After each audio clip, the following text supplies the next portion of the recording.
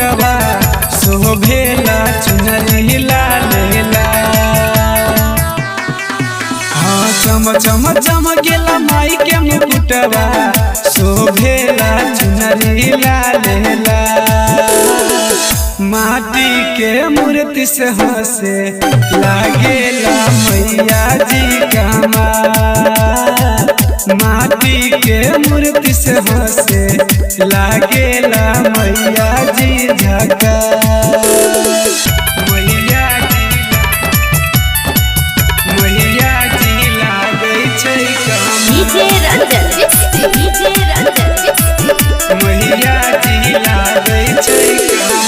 एक हाथ धनुष सब दोसर त्रिशूलवार दोसर त्रिशूलवार लागेलो भवानी के अवतार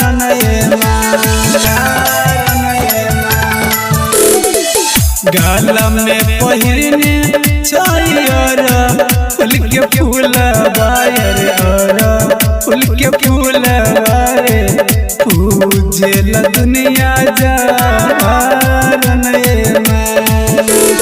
कान में कुंडल नक में नथुनिया सिर पर माँ बैठल छै बिसा। कान में कुंडल नक में नथुनिया सिर पर माँ बैठल छै बिसा। माटी के मूर्ति से हंसे मैया जी लागे छै माटी के मूर्ति से हंसे मैया जी लागे छै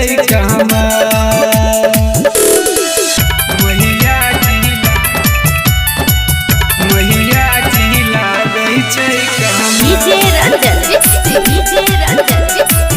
मैया जी लागे छै मोहनी मूर्तिया माई के मनवा मोहि लेला कैरे मनवा मोहि लेला कैरे।